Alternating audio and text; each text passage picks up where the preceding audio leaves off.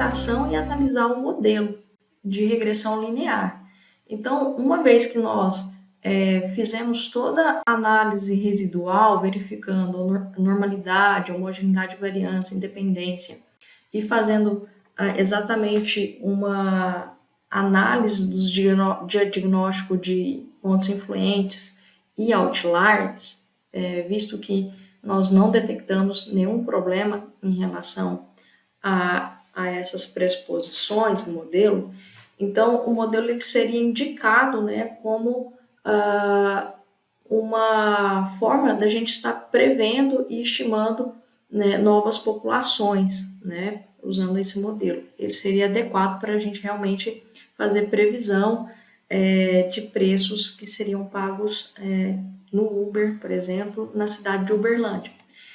Então, só para a gente lembrar, né, quem que era o nosso modelo, a gente tinha o preço sendo modelado por um modelo de regressão linear, cuja a variável independente era a distância. Então, eu tinha exatamente um intercepto, o beta 0, 6,11, vezes a minha taxa de crescimento, que era 2,61, ou seja, a cada quilômetro andado, eu acrescentaria 2,61 centavos no pagamento dessa corrida.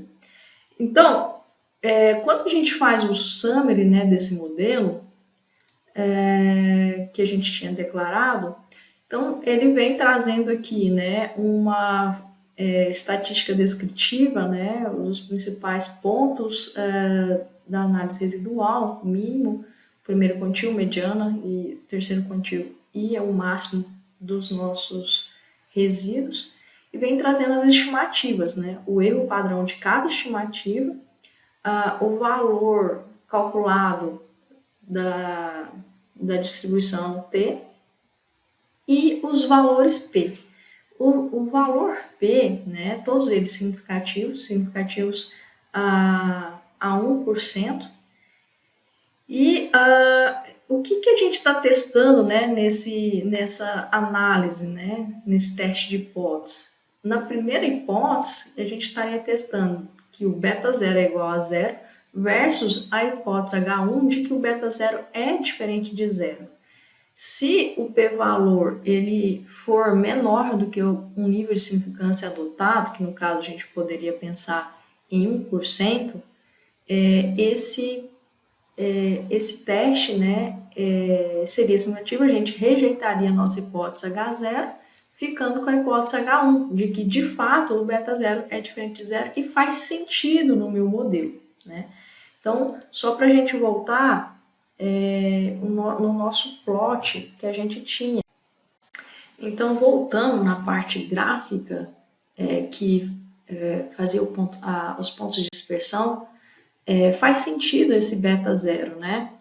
O valor desse beta 0, ou seja, por mais que eu tenha solicitado o Uber, né, e coloquei o endereço da própria origem, né, e não taxiei, eu ainda assim estaria pagando uma taxa de R$ 6,11, né? Então, essa seria a interpretação desse coeficiente. E ainda assim, então, o beta 1, né, nesse caso, que é dado pela estimativa de 2,61 reais, ele também foi significativo, ou seja, a cada unidade andada, né, a cada quilômetro andado na distância que eu estou percorrendo, eu vou ter um acréscimo, uma taxa de 6,61 à medida que eu percorro 1 quilômetro.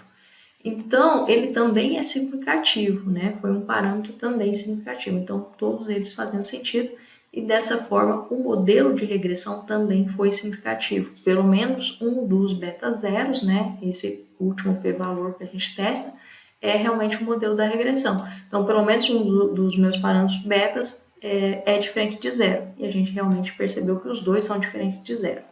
Então, faz sentido estar no meu modelo. Explicando o significado dos códigos, né? Então, se não aparece nada na frente da minha estimativa, nenhuma estrelinha, significa que o parâmetro não é significativo. Se aparece um pontinho na frente das minhas estimativas, significa que ele é significativo a um nível de 10%, tá? Com uma estrelinha, ele seria significativo a 5% de significância.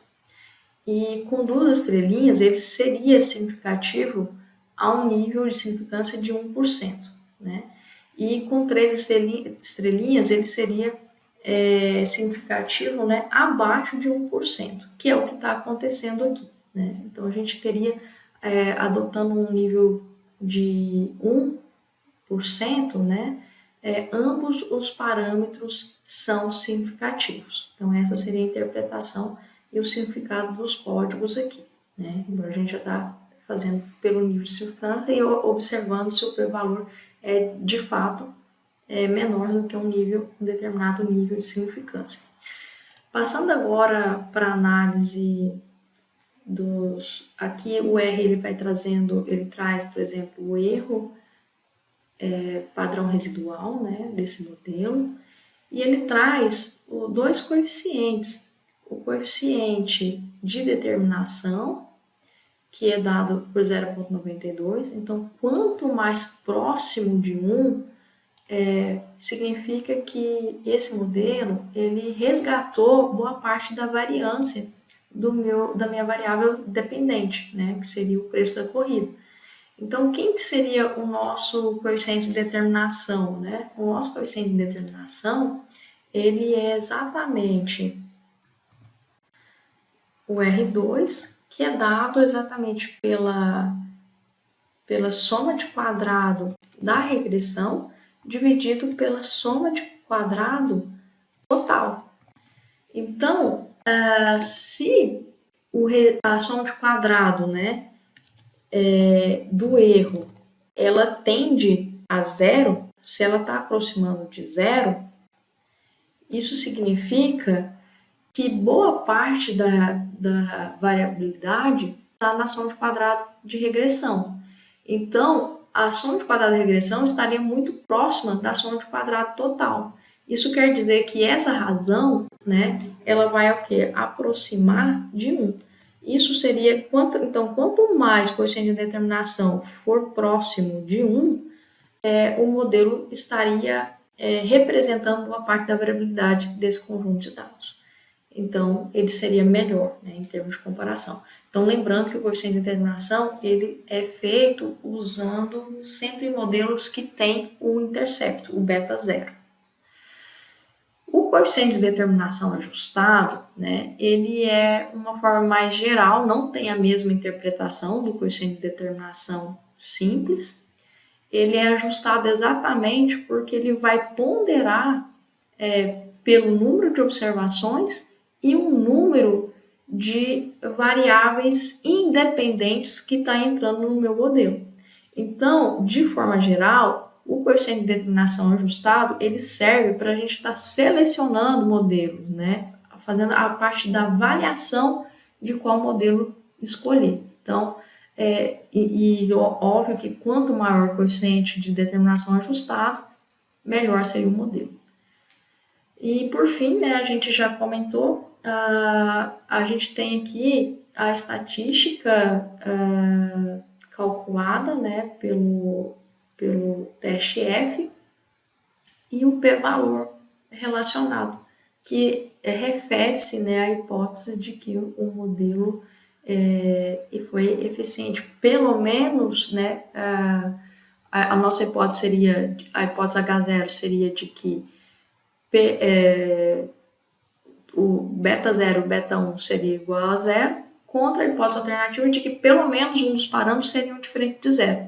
Então, ele mostra que realmente pelo menos um dos parâmetros foi diferente de 0, no caso que os 2 parâmetros foram diferentes de 0, então faz sentido eu estar adotando esse modelo para estar representando a minha variável dependente, preço.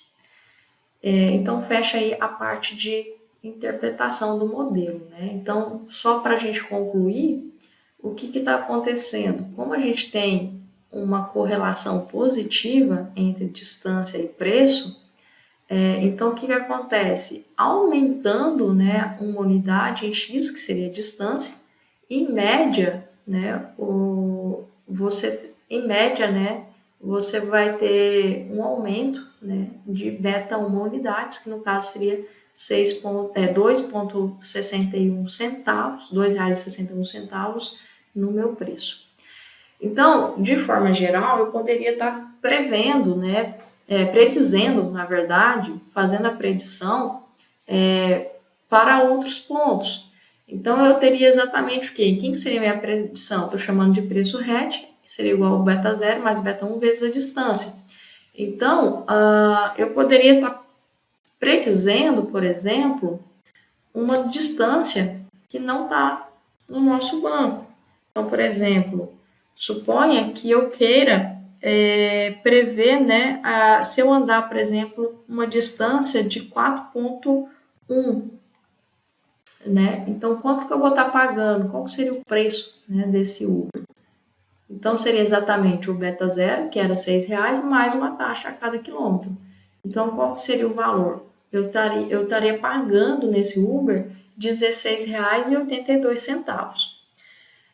Uma pergunta, né, que é comum a gente fazer. Será que eu poderia extrapolar, né, para uma distância cuja não está no meu banco de dados, né? Então, extrapolar bem longe, né, bem distante. Suponha que eu queira pegar e fazer uma corrida com 100 quilômetros. Seria possível eu calcular o preço desse Uber, né, dessa corrida? Não, porque esse modelo ele não é adequado para a gente extrapolar, né, fora dos pontos fixos, né, que estão aqui entre os meus valores observados. Então, eu poderia estar fazendo essa previsão. Nesse caso, eu teria que usar outros modelos que seriam mais adequados, né, com box James, tentando traçar um outro modelo. Agora, para valores, né, entre esses pontos que foi observado no meu conjunto de dados, que foi exatamente o exemplo que eu coloquei, 4,1, né, se eu quisesse colocar outros valores que não foi observado no meu conjunto, ou até mesmo os próprios que foram observados, mas então entre 0 e 50 quilômetros, eu poderia estar usando essa predição. Porém, fora desses intervalos, né, acima de 50, esse modelo não seria indicado para estar fazendo essa previsão.